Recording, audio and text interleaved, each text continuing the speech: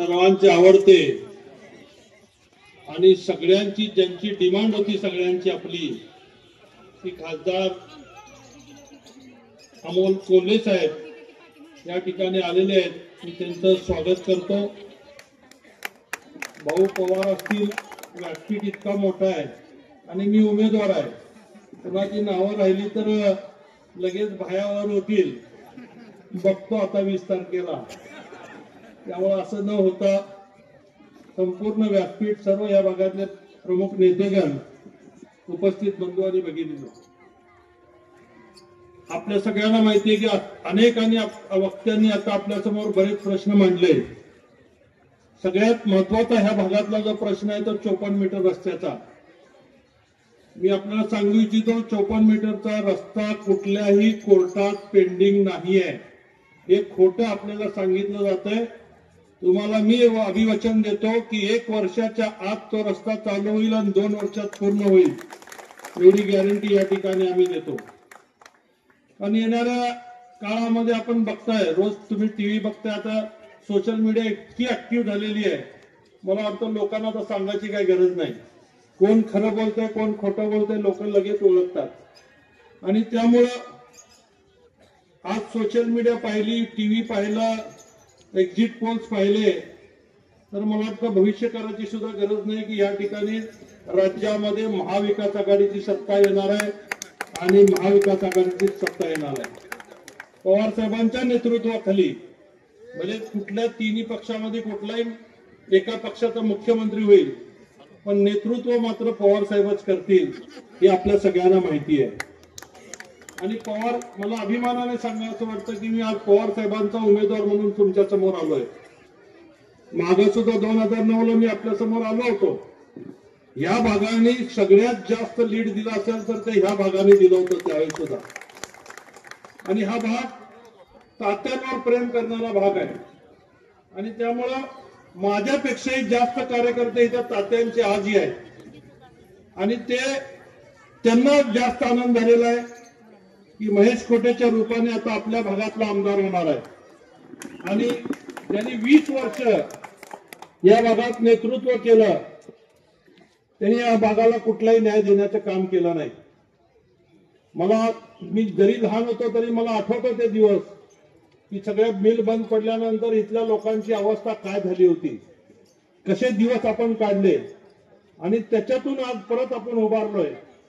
आज या भागात खऱ्या अर्थाने गरज काय असेल तर ती सगळ्याच्या लोकांच्या हाताला कामाची गरज आहे.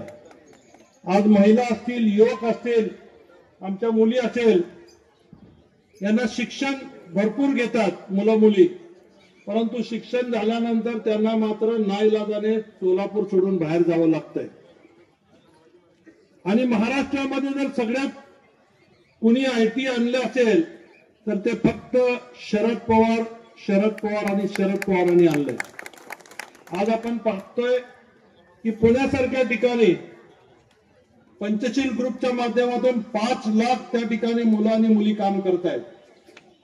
मगरपट्ट्यामध्ये सतीश मगर म्हणजे आपले रोहित दादा जे परवा येऊन गेले, त्यांचे सासरे, त्यांच्या कंपनीमध्ये जवळजवळ 2.5 ते 3 लाख लोक काम करतात.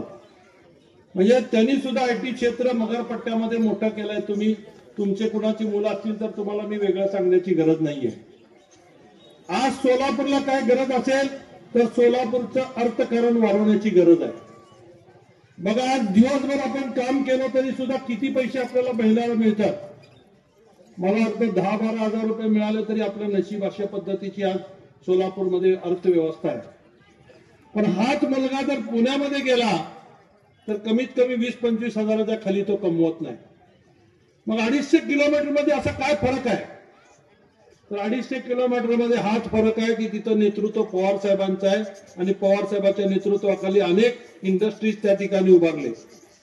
पवार साहेबांनी अनेक वेगवेगळ्या पद्धतीच्या इंडस्ट्रीज उभारल्या. तुम्ही इंदापूरला जावा, भिगवणला जावा, सगळ्या भागामध्ये त्या ठिकाणी त्यांच्या मतदारसंघामध्ये त्यांनी लोकांना पहिला रोजगार मिळवून दिलेला आहे. आणि म्हणून आज त्याची गरज आहे. परवा पवार साहेबांनी 5-6 महिन्याखाली आम्ही त्यांच्या घरापासून म्हणजे मोदीबाग शिवाजीनगर पासून आम्ही वसंतदादा शुगर इन्स्टिट्यूट पर्यंत गाडीत दोघत होतो. आणि मग गप्पा मारत असताना मग बऱ्याच विषयावर गप्पा झाल्या. लोक पवार साहेब म्हणले बघा किती ट्रॅफिक आहे. मी म्हणलं ही ट्रॅफिक तुमच्यामुळे आहे. तुम्ही लोकांच्या हाताला रोजगार मिळवून दिलाय. नगर रोडला जावा, पुणा रोडला जावा किंवा अजून कुठल्याही रोडला जावा, पुण्याच्या परिसरामध्ये मोठ्या प्रमाणामध्ये इंडस्ट्री त्यांनी वाढवली. पवार साहेबांनी स्वतः इथं आल्यावर सांगितलं की मी मुख्यमंत्री असताना साखर कारखान्याचं भूमिपूजन होतं, पण मी ते साखर कारखान्याचं भूमिपूजन कॅन्सल केलं आणि तिथं आयटीचं भूमिपूजन केलं. लोक मला नाव ठेवत होते तेव्हा कारखाना येणारा आमचा गेला म्हणून. पण नंतर त्या लोकांनी लक्षात आलं की आयटी पार्क किती महत्वाचा आहे. कारण सगळ्यात जास्त पैसा जर कुठल्या खात्यामध्ये असेल, कुठल्या ह्याच्यात असेल तर ते आयटी पार्क मध्ये आहे. आणि आयटी पार्क मध्ये साधा शिपायाला सुद्धा 25-25 हजार रुपये पगारी आहे. आज आपण बघतोय पॅकेज घेणारी मुलं आहेत आपली. कोण सांगते 10 लाखाचं पॅकेज घेतोय, 15 लाखाचं पॅकेज घेतोय, 40-40 लाखाचे पॅकेज घेणारी आपली सोलापुरातून गेलेली मुलं आहेत.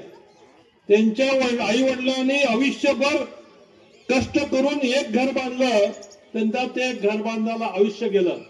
म्हणून आयटी क्षेत्रातली मुलं तिथं गेल्यानंतर 1 वर्षात घर घेतात. म्हणजे एवढा फरक आहे. ज्याने आयुष्य घालवलं तरी पण एक घर बांधू शकले नाहीत लवकर, पण आयटीचा मुलगा 1-1.5 वर्षामध्ये तिथं घर बांधतोय. ही कमाल आहे आयटी क्षेत्राची. आणि ती ओळख पवार साहेबांनी केली आणि म्हणून आज पुण्यामधलं अर्थकारण एकदम सुधारलेलं आहे. जोपर्यंत आपलं अर्थकारण सुधारलं नाही तोपर्यंत